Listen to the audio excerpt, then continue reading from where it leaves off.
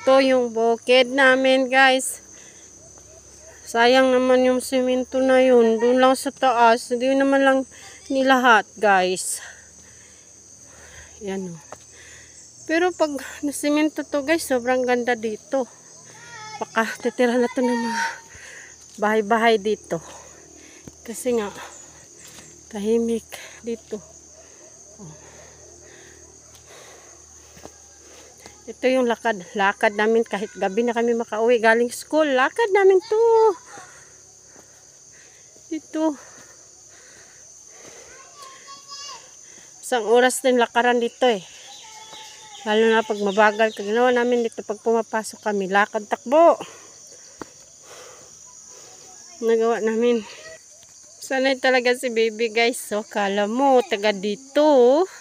Ayaw magpahawak ko sa ano, pag lakad, oh.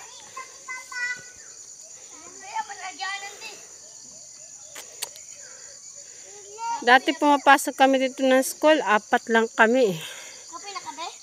Lakad-takbo ginagawa namin. Tapos yung baon na namin, daon ng saging, ang laman ng daon ng saging, ulam, tuyo. Tapos kanin. Pero ang bango, ang sarap kainin pagpasok sa school.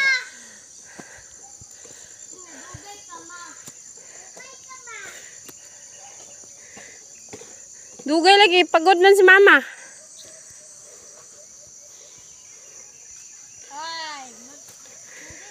Paakyat eh. Grabe ang layo, guys. Ito kami nangalahati, guys.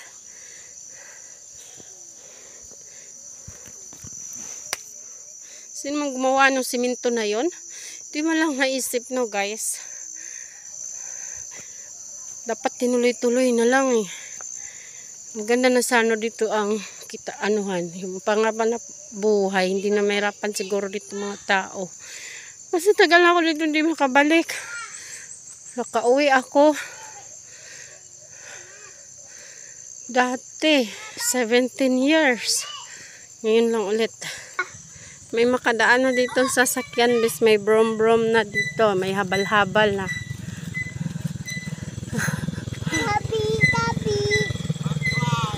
Baklay lagi. Isa mo na? Kape? Uling? Sa? Ha? Oh, ganun duha. Babaya na.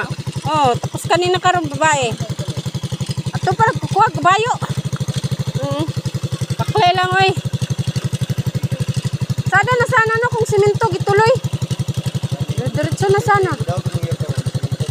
Sana o sana nga no. Wala.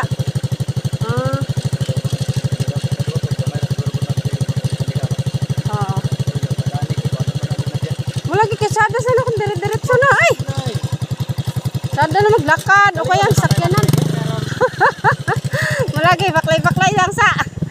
Kaya wala pa man.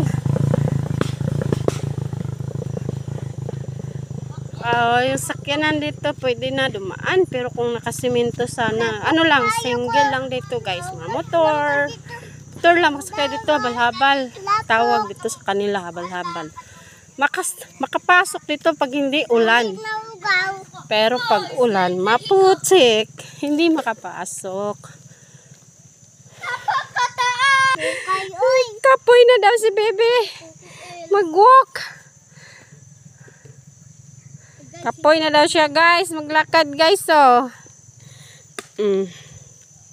Paakyat kasi. Puro paakyat dito yung lakaran. Pero pag punta ka naman ng highway, puro naman pababa. Ngayon, papuntang bukid. Sa bahay namin sa bukid, guys, paakyat. Kaya sabi ni bebe, kapoy na daw. Kung nakasakay tag brom-brom, bina. Di na kapoy, bina. Ito yung nilakihan ko, guys. Dito ako lumaki. Dito ako pinanganak sa lugar na to.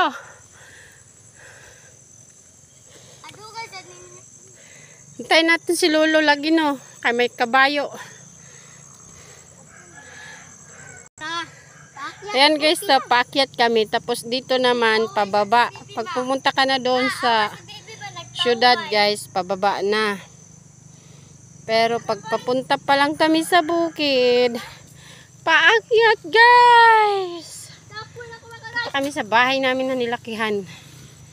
Ayan guys.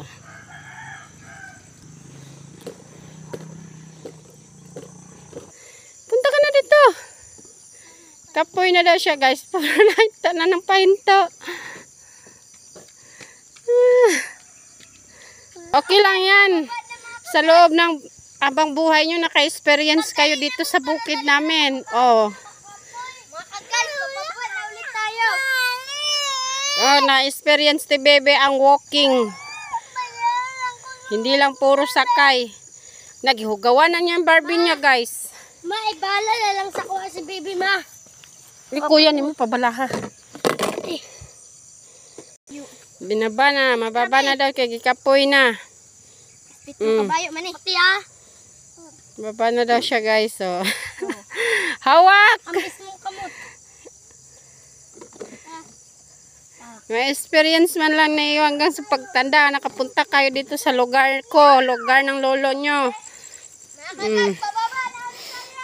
Ganito gawain namin dati guys. Lakad takbo. Hirap. Buti nga ngayon. Kasi yung iba may sasakyan ng habal-habal. Di na mahirapan. Dati wala talaga. Lakaran lang talaga ang gawain namin dito.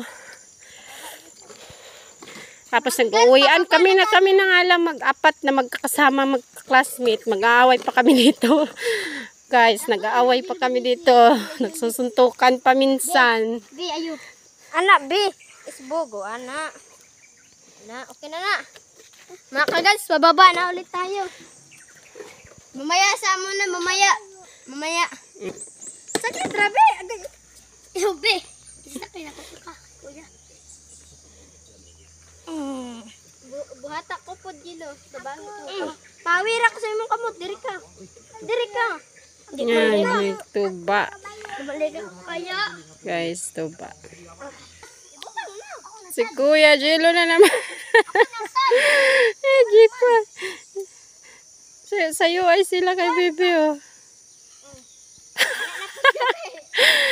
Hala, guys, kayo nilang dalawa. Para ano, guys. Kukulot yung aking mga bulinggit guys. Tuwang-tuwa sila guys. Sa bukid. Pangalawang sapa guys. Abot na kami.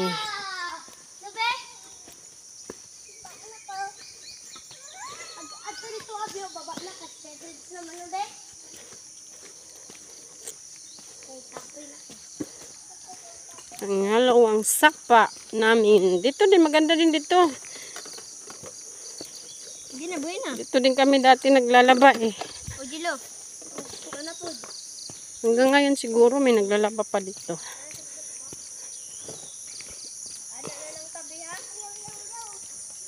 Ayan. Ayan. Pangalawang sapa.